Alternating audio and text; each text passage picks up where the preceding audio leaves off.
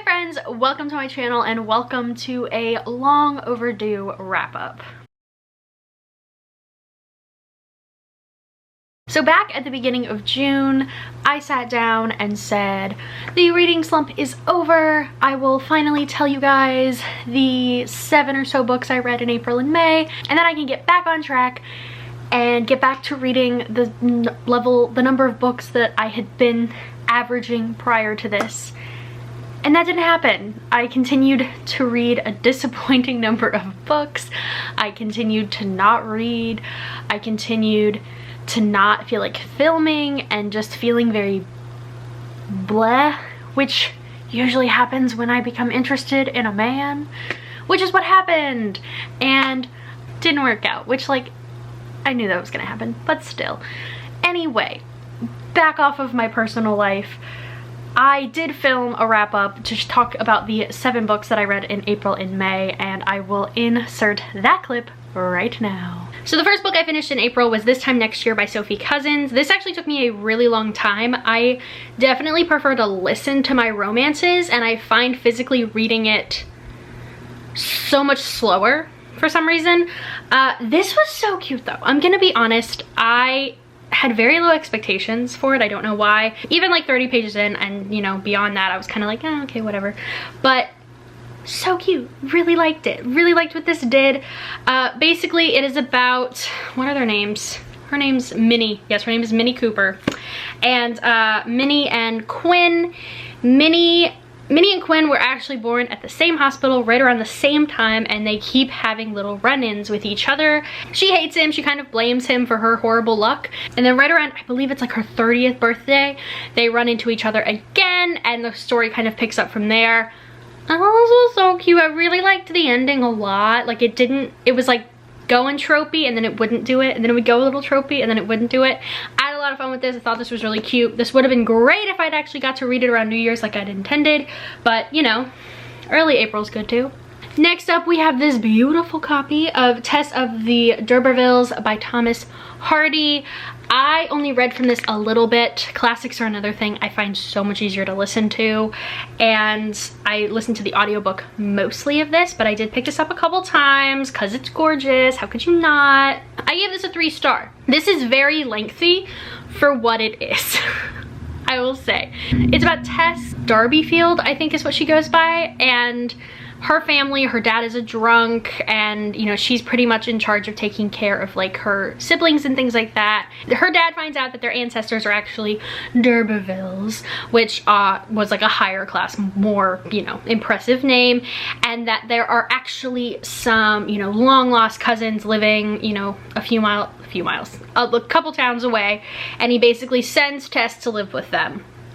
And basically Tess is raped, and she becomes pregnant, but her baby dies. I'm basically just giving it all away. It's fine. Basically, Tess is raped, and she has to deal with the fallout from that. She basically just like leaves her family behind and goes to work on this dairy farm where she basically meets the love of her life. But obviously, she's not a pure woman, so it causes some problems. This went on forever, honestly. And I liked it. I did like it. I think I'd like it so much more if it wasn't quite so lengthy. But it was good. It was a 3-star. It was a decent classic. It's not like a favorite classic, but I'm glad I read it for sure. Ooh, next up, I read Every Vow You Break by Peter Swanson. I gave this a 4-star. I think it's more like 3.5, but I will round up. This is about a woman who is on her honeymoon, and she runs into a man who she cheated on her current husband with at her bachelorette party. And she's like, oh my god, this man is stalking me. And then shit kind of goes off the rails. It was good. I was hoping for more though. With the premise, with the setup, I was like, oh my god, this could be so many things. And then the answer, I was like, oh, okay. It was fine. I didn't think it was very special. You know when you read like a mystery thriller and it feels special, you're like, wow, I haven't done this before. Like I've never been here. Like I was not expecting this. There were a couple twists that I was like, oh wow. But most of the time I was just kind of like, Alrighty, it was fine. A 4 star is probably generous, but I'll keep it. I have forgotten a lot of it, to be honest, now that I'm thinking about it, but it was fine. It wasn't anything special, but I still liked it. Next up, I read The Raven King, which is the final book in the Raven Cycle series. And what's really funny about this is I heard that this was everyone's least favorite book of the Raven Cycle. And I have had a steady 3-star, like 2 to 3 star, like probably, I've given all of them 3 stars, but they're lower end 3 stars for sure. And I was like, The Raven King might be a 2-star. Like, oh my God, I don't think I'm gonna like it. And I liked it probably the best. I don't know what it is about that book that I liked so much more, but I did. I feel like we got some answers. We got, you know, a nice tie-up. I felt like it did a really good job tying up all of the loose ends that we had, in my opinion. I'm not like a hardcore fan. I wasn't paying, I'm gonna be honest, I wasn't paying that close of attention sometimes on the audiobook, but I liked it. I think it might be my favorite. Everybody was like, blue is my favorite, and I was like, and that was arguably my least favorite. I don't know, but the 4th one I really liked. I was surprised because I really liked it. So 3 stars, probably the upper end of 3 stars, not the lower end like the rest of the series. I don't know why I am totally backward in that opinion. Let me know down below if you agreed with me, if you thought the 4th one was really good. I don't know. I'm not hardcore. I don't know. Next up, I read Cinderella is Dead by Kaylin Bayron. I struggled with this one immensely. It says I started this book in September. Oh. The writing for me felt so much like a debut in like a not great way. I felt like I have definitely fallen out of love with YA lit in a lot of ways. I think a lot of YA just isn't for me anymore. Obviously, I'm almost 25. YA is not meant for me, but I can still appreciate some. There's still some YA that I literally just read Heartstopper and I'm in love with it. But I think YA fantasy has to be a specific thing for me. This, I've never been a retellings person, so that probably didn't help. This just didn't cut it for me, and I think a lot of it has to do with the writing. I think she had a lot of potential in the premise, and even like what happened, there was potential there, but the writing felt off for me, and it really took away from my reading experience. I found it really hard to get through, and I couldn't like it. I gave it a 2-star, and I was so disappointed because I have friends who love this book, and I was looking forward to it, and then I was like, ooh, actually not a fan. I love the relationship in this. I do love that. I think it was really, really cute and well done. However, I just can't get on board with a lot of it, and the writing just, it really pulled me out of it, and I hate that I have to give it a 2-star, but I do. This one is a 3-star, but I'm still disappointed. This is A Good Girl's Guide to Murder by Holly Jackson. I had some issues. I had some issues with this. It's just, there's certain moments where I'm like, okay, I get you're a teenager, but also like you are trying to uncover a murder, like you're trying to solve a murder, and you're going off into the woods alone and like letting your dog off leash, and you're like, oh, it'll be fine. I'm like, you're literally getting threats. Like, girl, what? Yeah, why would she go to the woods alone at dusk when someone has been threatening her? Oh, and then like there's a break-in at one point and she like notices it and doesn't tell anyone, and I was like, girl. Basically, Pip is trying to prove that the person charged with killing this girl, Andy, was not actually who killed her, and that he was basically framed and, you know, whatever else, and that, you know, he didn't commit suicide because he was guilty. There was other factors at play. And she basically will do anything to not have to give up her research for like the whole book. It's her like senior capstone project. Whole book, she's like dedicated. She's like, I will not tell anyone that I'm being threatened. I will not tell anyone that I think someone broke into my house. I will not tell anyone that I think something else. And it's like, tell someone.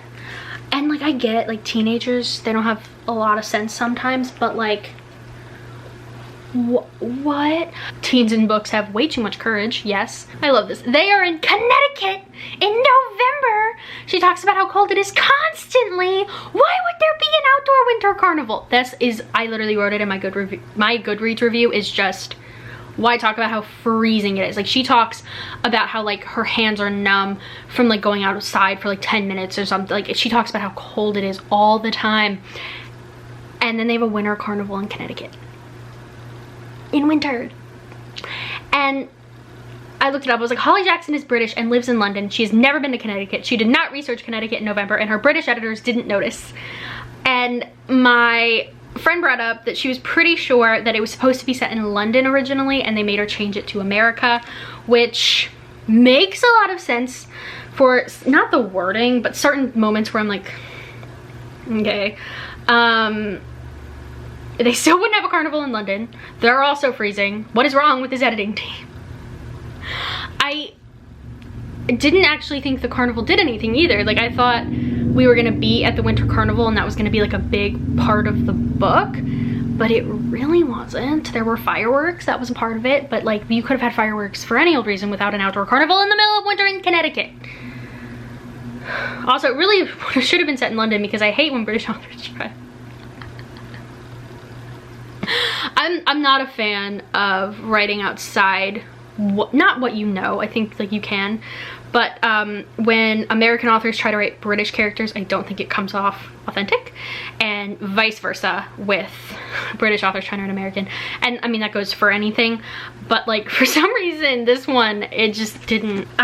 No, this was all of my issues with it are really minor, for sure, but it's a 3-star, and I think because there were so many moments of, girl, what the fuck are you doing? And that happens a lot to me in YA thrillers, because I'm just like, you need more common sense. Please think. Ask an adult. Ask any adult. This just, well, not any adult, but like your mom, your dad, good people, to ask about this. Does she have a mom? I know she has a dad, I think. I don't remember. I've read a lot of books lately with like, maybe they don't have parents. I don't remember, but there's someone she could have talked to, and she just, you know, chose. She has a mom. She has no dad. Why can't I remember? But yeah, I was so excited for this. I wanted to read this for years. I had heard amazing things about it. I was so excited. So the fact that this is a 3-star normal YA thriller for me was disappointing. A thriller that was not disappointing: The Night Swim by Megan Golden. This was 5 stars. Oh my god. I love this so much. I loved the podcast elements. I liked the courtroom elements. I liked the outside the courtroom elements. I liked the letters. We got so many things in this. It was multimedia. Like, I mean, it's a podcast, but I love when we have that. I think books go so much quicker when you get multi-perspective or multi-different things happening. So we get some letters in here, we get a podcast, and we actually get her experience with this case. Basically, it is about a woman who has a podcast where she basically like solves crime, cold cases, and this time she's actually going to be covering a case as it's happening. It's a rape trial in this really small town in North Carolina, and she goes there and ends up being asked to help solve this other girl's death from years and years ago that everyone just thinks was like an accident. And this girl's sister does not believe that she was accidentally killed. She believes she was murdered. Oh my god. Because you get like the court case elements, like she's investigating, she's talking to people about the rape case, and then you're also getting, she's talking to people about the case from years ago and how they might intermix. It was so good. I read this in 2 days, which actually is crazy lately for me because I have not been reading that quickly, and I was so sucked in. I just had to know what was gonna happen next. I love Megan Golden's writing. I think it was really, really engaging, and I own Escape Room. It's actually right behind me, and I actually can't wait to start that because she does some shit, man, and I really, really liked it. Okay, now we are back from talking about April and May, and now I'm going to talk to you about the books I read in June and July.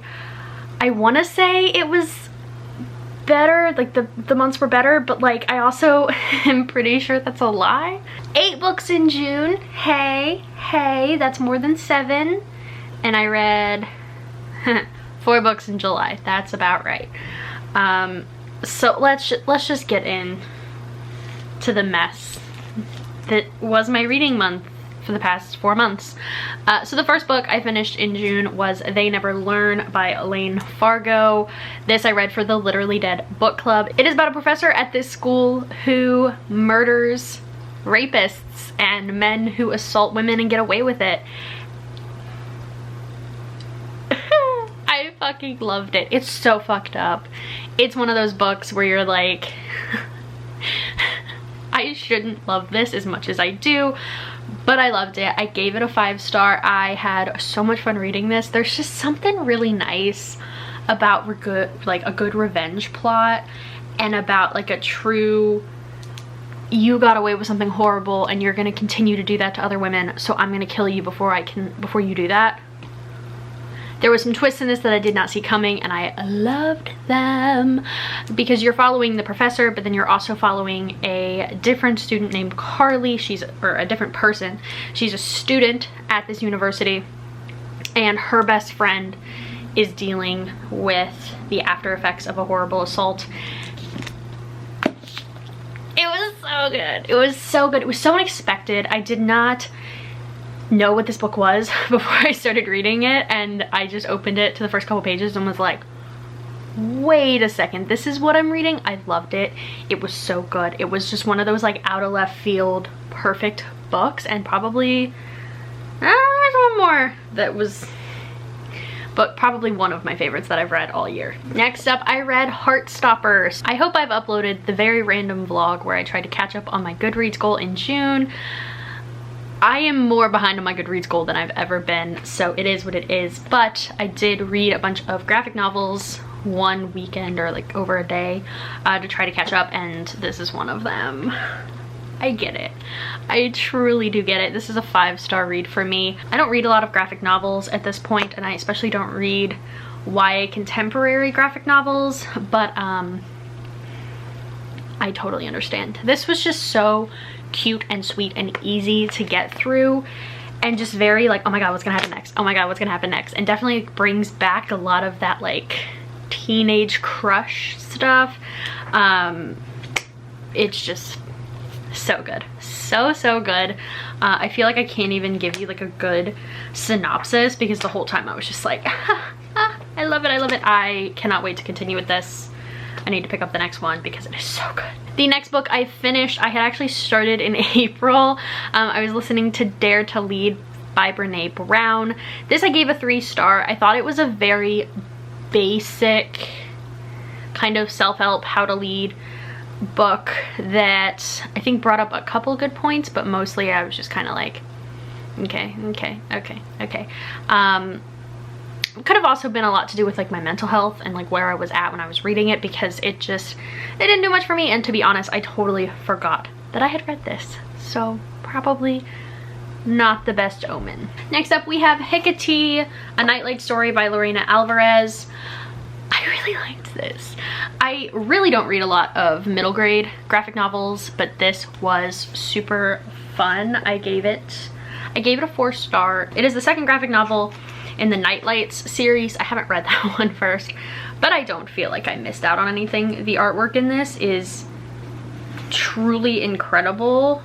Just absolutely beautiful stuff. Like, that was what I was most struck by while reading this, was just how pretty it was.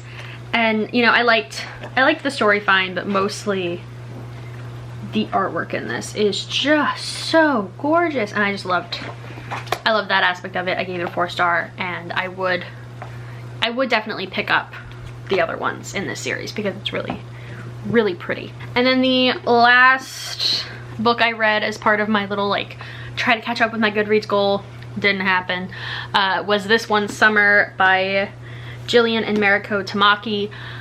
I liked this. It was fine. I gave it a 4-star, which I think is kind of high for, okay, wait, flipping through this, I kind of get it. I kind of am remembering, it's kind of one of those books where nothing really happens, but it does a really good job of creating the atmosphere of like going to like your beach house with your parents, and your mom's going through some stuff, and you know, you have like a summer friend. Not that I've ever done any of this, but the atmosphere in this is really spot on. And it's really one of those books where nothing really happens, but the atmosphere is just really well done and well created by the authors. So I did give this a 4-star. Flipping through this, I do remember why I was giving it a 4-star. The artwork, again, really pretty. It's all done in blues and whites, but it's really detailed. Because it's funny, because like you read Heartstopper and the artwork is very, it's cute. It's just cute artwork. It's not like super gorgeous, impressive. Whereas these last two, the artwork is probably my favorite part of each of them. Where Heartstopper, my favorite part is the story. And then I read We Ride Upon Sticks by Quan Berry. I gave this 5 stars. Right? Yeah. This is one of those books that Kayla from Books and Lala loved, and I was kind of like, that kind of sounds like it'll be up my alley, but I was born in the 90s. I didn't live through the 80s. This is very 80s centric, but I still loved the shit out of it. I loved it so much. It's one of those books, definitely not for everyone, weird as fuck, but every time Kayla says a book is weird but she loved it, I'm like right on board. It's about a high school field hockey team that is known for being horrible and always bottom of the league, and one of their players gets fed up with losing and starts to make a deal with like the devil or like a demon in the form of an Emilio Estevez journal. It is everything. Like, it is just so good. It's, I would say, like kind of dense. Like, you can kind of tell when you just look at it, like there's a lot of words. It's a lot of words, and it's kind of like a book that things happen, but it's not set up in such a way where it's like main plot point resolution, you know, kind of thing. It's a lot of just like all over the place, and we get to visit the perspective. It's kind of fun because it's told through the perspective. It's almost like a second person perspective where the person telling it is on the team, and then you just visit every team member. But we get a list of the team members at the beginning and we visit all of them. So it's like, who's telling the story? It's so good. It's so weird. There's some weird ass shit in this, and I loved it so much. It was one of those books that I thought was gonna take me a really long time, because like I said, a lot of words. Chapters are like 30 to 40 pages, which usually slows me the hell down. But I read this in like 3 days, which was unprecedented for me at the time because I was really taken forever with everything I was reading, and this I flew through. I loved it. I thought it was weird as fuck. It is definitely one of my favorite books of the year.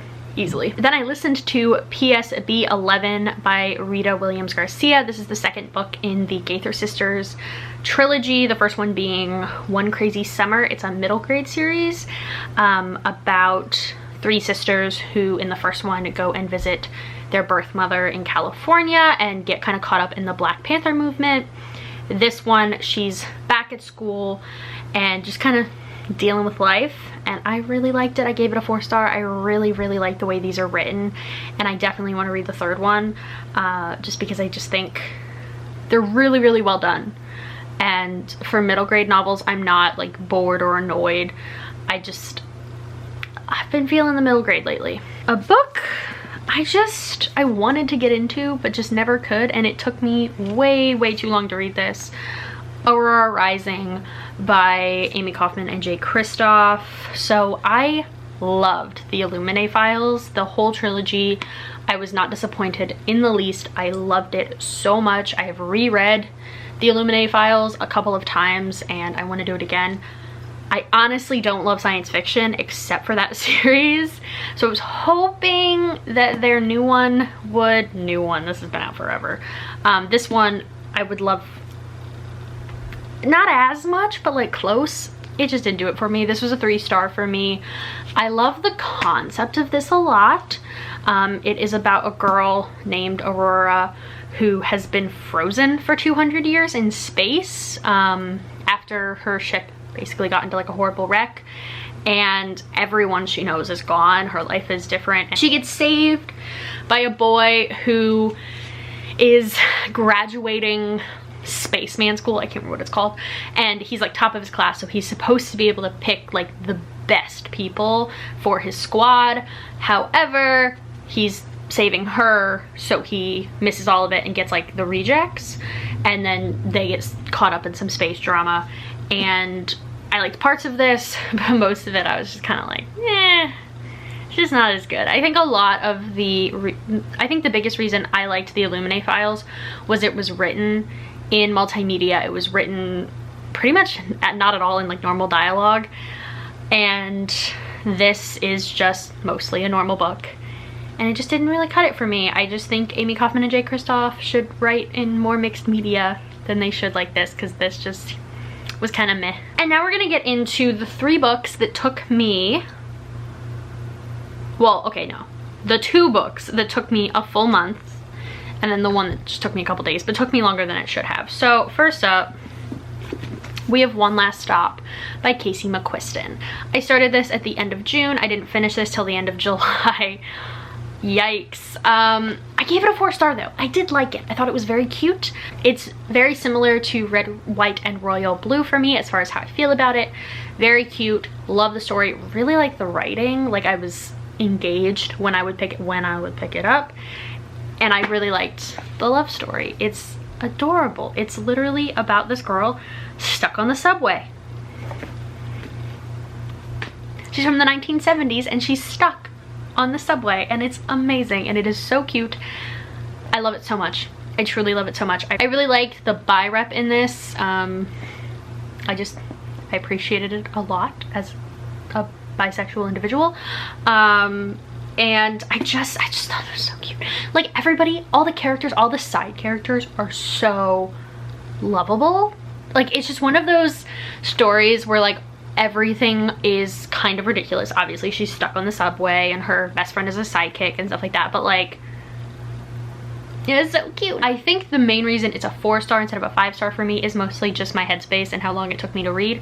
I think if I had been in a reading mood and in a better place mentally, I could have sat down and devoured this in like 2 days and probably would have given it a 5-star, but because I was struggling for the month I was reading this and it was really hard to even like pick up, I carried this around in my bag forever, like to the point where it just looks, I don't know if you can tell, it just looks rough. Like, it just looks rough. I took it to the beach like a million times, but I think my headspace is mostly why this got a 4-star instead of a 5-star, but super cute. Can't wait to read more from Casey McQuiston because it's so good. The other book that took me over a month to read, and actually I had DNF'd this before, or I just kind of put it off before, is Felix Ever After by Case and Callender. I loved King and the Dragonflies. It was my favorite book of last year.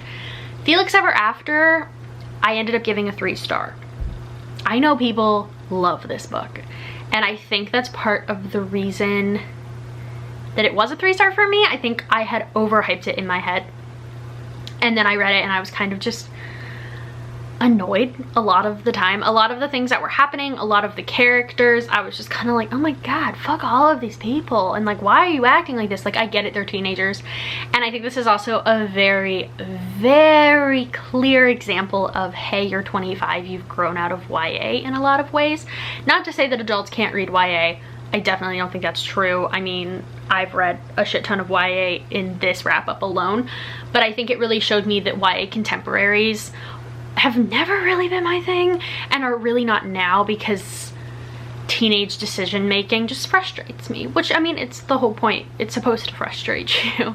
The more frustrating a YA contemporary is, the more likely that it's more realistic, to be honest. It's never really been my thing, and it's really not my thing now, but I keep pushing it, and I keep being like, not disappointed, but kind of just like, yeah, that was good.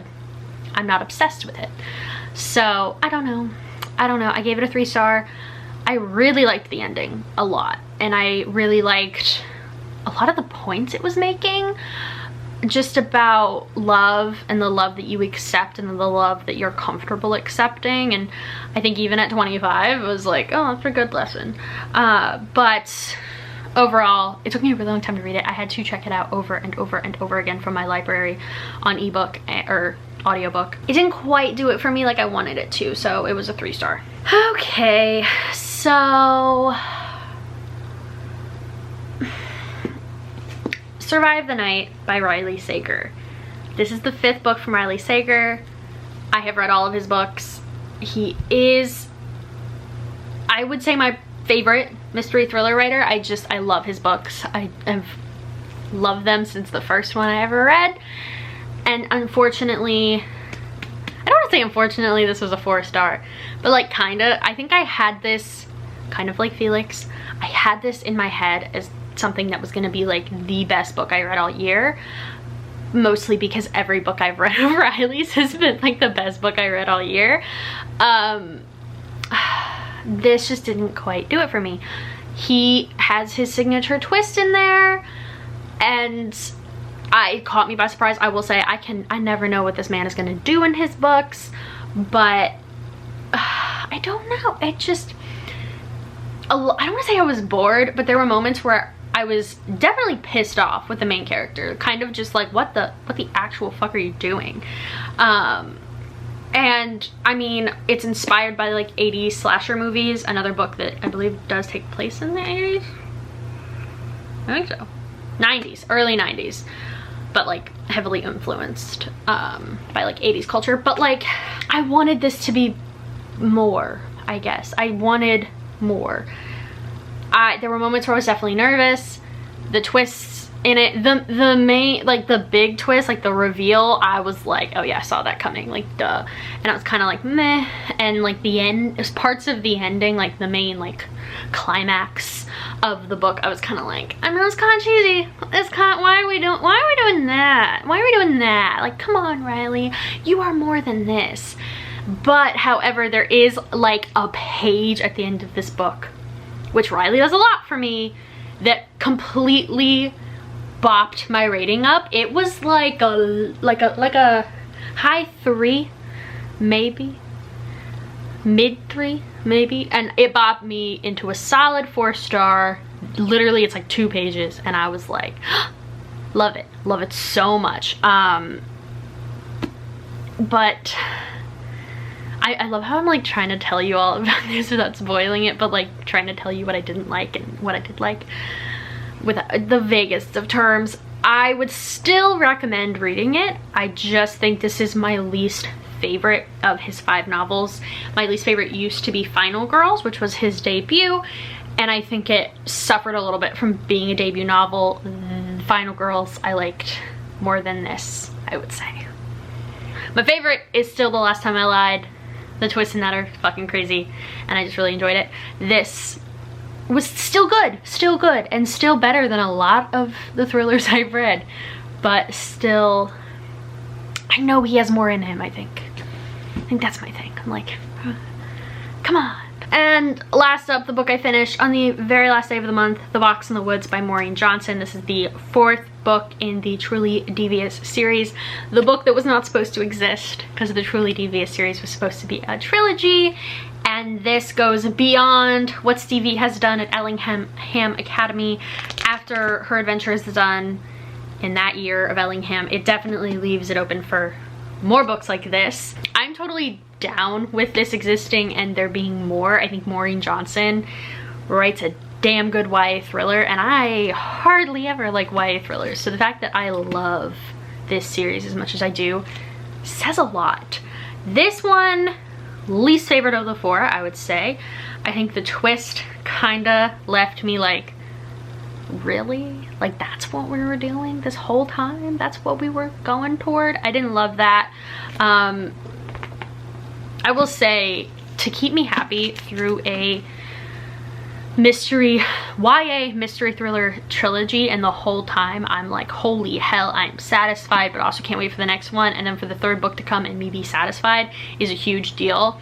The fact that this didn't completely satisfy me doesn't turn me off from reading more of her books, because it was still really good. It was still really well written. This, I texted my friend, if you guys grew up in like early 2000s, late 90s probably, with the Mary-Kate and Ashley mystery book series, like they had like it was also like a TV show, I think, but mostly I read the books, I read every single one of their summer camp mysteries. They had like cheerleading camp, normal camp, like it was every freaking camp you could probably, I think they went to cheerleading camp like 3 different times, but their summer camp mysteries were my favorite. And this feels like a much better written, more drawn out, better plotted Mary-Kate and Ashley camp mystery. And I loved that. I loved the vibes of this. I really like Stevie as a character. I hate the love interest in this book. I just wish we could get rid of it and move on. I don't think it needs it at all, and I think it kind of just like hinders some things. But super fun, super great, loved it. Hope to see more from this series. So those are all of the books I read in April, May, June, and July. I'm not gonna say that the reading slump is finished, because every time I do, I'm wrong. And I also I don't know. I feel like my mental health has been back and forth. My energies have been in different places. As of late, I got a new job, which I will hopefully start mid-September, which might actually motivate me to read more, because I'll be hopefully less miserable. But thank you so much for watching. I really hope this is the start of me being more consistent. I say that every fucking video, but I really would like to be more consistent.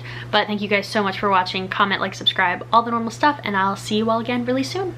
Bye.